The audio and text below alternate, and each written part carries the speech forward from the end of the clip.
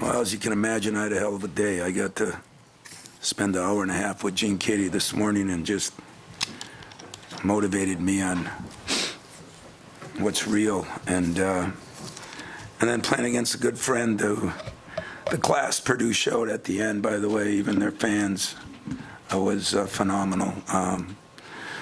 Players, of course, coaches, fans. It was a tough game. I thought we earned the win. We had an 8-point lead. I thought we, you got to give those freshmen credit, or those subs. I think their subs went, I don't know what they were, 5, 6, or 10 from the three. That almost KO'd us. We made some poor decisions on switching, and yet we had so many guys that gave us something. You know, Jackson didn't have a very good game, and he made that big play in the middle of the lane. I thought Cohen started out average and made a couple of big plays. You know, our freshman Jordan did not have as good a game, but he made a big rebound late. Cam Ward probably had his best game when you look at, not because he was 4 for 4, but defensively and everything. And I give him credit. There was a lot of meetings this last week and a half, and he just hung in there and did his job. And of course, Jeremy, played really well. I mean, it was a matchup of 2 point guards.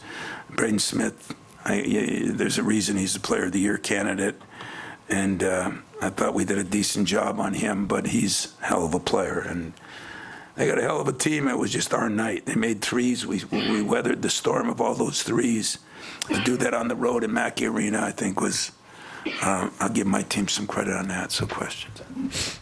Tom, you obviously were talking about cutting down turnovers being a huge part of this game. You think you guys had 6, they only had 9, but 19-5 in points off turnovers. That seemed like a... Yeah, that was a big thing on the second. And the other one, though, that hurt us, we got out-rebounded, and they were, what were they, plus 10 on the second chance points, so we kind of reversed our roles here a little bit.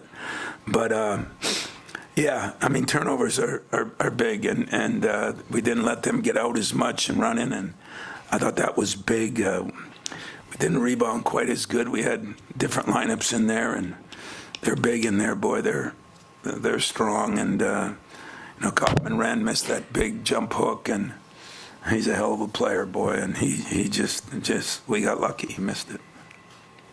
Tom, I'm wondering, the stretch from Kerr in the second half, how vital was that for Tom? Yeah, I didn't even bring up Kerr because he did some good things early, and then he did some not so good defensively in that, and yet he bounced back, and he did some really good things, hit a couple big threes, came up with a big steal.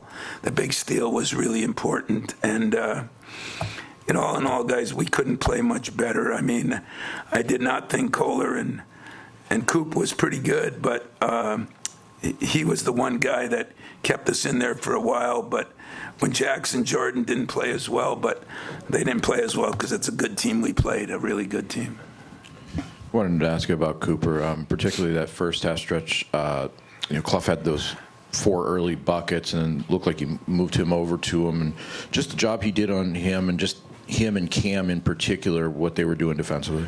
Yeah, Coop and Cam, I thought, did a great job. Coop did a great job. Even his first basket, he finally threw that jump hook. And, like I said, we screwed up a couple of those plays when, who was the kid, Benter, when they put him at the 4, it created some problems for us. And I think that was a bad job on my part.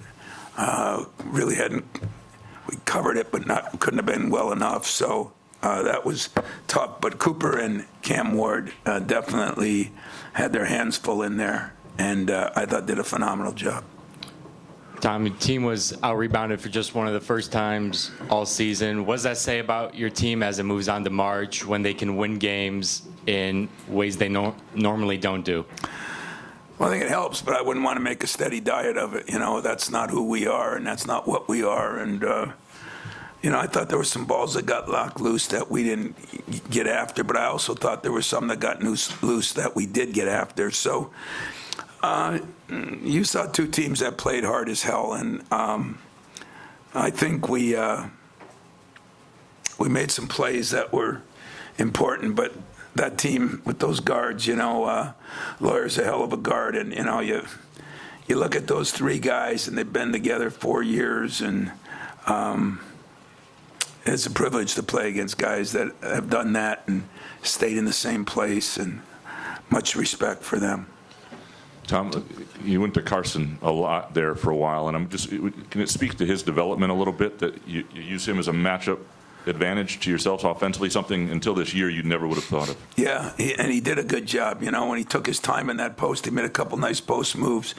The dunk was big time, but Coop, the only negative was we had to play some of those guys so many minutes, long stretches. That's where we're hurting a little bit with the injuries we've had. We're trying to do what we did last year, but strength in numbers is less numbers. And so, him and Jeremy, they get tired at times, and I get frustrated with that, but I don't blame them. So that's my fault, not theirs. But we did go to him more, and we will go to him more. His jump hook looked good. The turnaround jump shot looked good.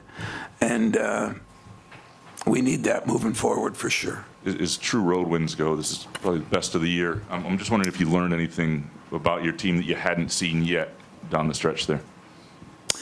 I think it was best in a couple of years if you really look at it. I mean, I have enormous respect for this program, this place, those players, and that coach. And I felt like today at the pregame meal, we talked about, what a privilege it is to play with two teams that stand for what both of us stand for. And I brought up my first big win here was with Matina and them when they were sophomores, and they were like fifth in the country, and what it took to win that game. And I thought we gave some of that effort tonight. I did think we played with a different mentality that we haven't been playing with as much lately. So hopefully that can catapult us. Now we go home, get a quick rest, quick turnaround, and then go to Indiana. But we're not going to worry about Indiana on the flight home. When I get home, I'll worry about them. We're going to try to enjoy this because, as we all know, I'm not a statistics guy, but statistics, we haven't won here much. And so we're going to try to enjoy the win. Tom, I guess two parts on Cam. I'm wondering what you can share about those meetings, like what sort of things were you guys trying to talk about and work out? And two, like what do you hope or think that this game can do for him when he's finishing the game for you guys on this court after missing the free throw and just being in that environment, that experience? I got a feeling Cam last week started working on those even harder. I think he'll work even harder. But we talked about, I think he thought it was going to be easier. He had that big game early, and then all of a sudden he gets the injury. And to be very honest with you, that set him back a lot. And then when he came back, he just didn't play with the same vigor he played with before, and that's what we talked about more than anything. And I thought tonight he got a couple big rebounds. He had a couple big dunks. Cam Ward's going to be a hell of a player. The process has been a little slower, and he'd like a little slower than I want, but the injury, I think, had something to do with that. And then the process of just growing up and understanding that it's hard at this level. It really is. And he was great, though. I mean, we spent more than a couple nights, and it was good, really good. Coach, you mentioned talking to Jean Katy before the game. What was that chat like, that hour and a half? What did you gain from that? And, just take me through that a little bit.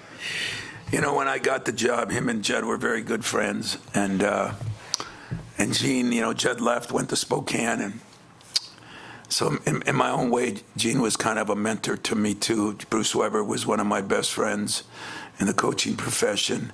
I love Bruce. He's a special guy, too. And Matt Painter, I recruited him.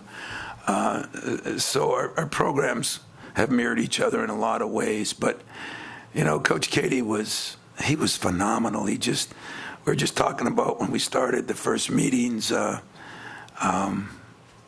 of the wars, and then what his take is on kids and coaches and how it's changing. And, what I decided in my pregame talk after our pregame meal was he gave me a lot because I always apologize like I'm supposed to because some people call me old or old school and all that crap.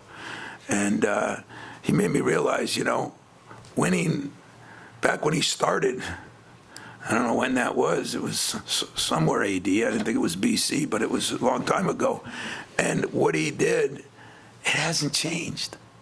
And that's the beauty of the man. And, he's a Purdue guy now. I went and saw him after the game, and he gave me the nice game, but I know he wanted to wring my neck, and that too is what I love about him. He's so loyal to this place, and I hope that coaches and players get to be loyal to their school, because this guy is a treasure.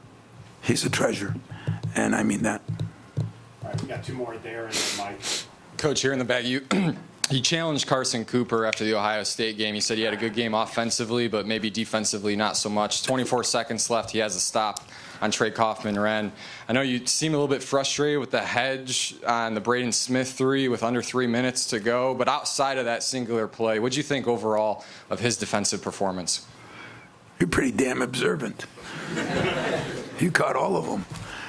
The hedge on the three, I was mad about it, I have reasons to be, but Coop was so much better defensively. They come off those screens so hard, and I do enjoy watching his team on tape. I don't enjoy playing it, but I do watch it, and that made it hard on our guys. We couldn't simulate that in practice, and I just thought tonight, on both ends of the court, he was pretty damn good, and. But that's what seniors are supposed to be at this time of year, and hats off to Coop. Tom, you know pretty well what a team's supposed to look like when March starts. March is starting. Do you see a team that is where you want it to be on this date on the calendar? No. Mike, I love my team. The one thing I said to him at this pregame thing was, they practice so hard every day that I really appreciate that. But it's like studying for a test, and you study your butt off, and then you go to the test and you don't take it very well, And that's what I hope this jump starts us now, because the preparation, the communication, and then, everybody says, well, you haven't won there very often. I got news for you. Who in the hell has? Who in the hell has? His teams are so good, and this fan base is so good that it is hard to win here. So I think we took a big step, Mike. I think we took a big step.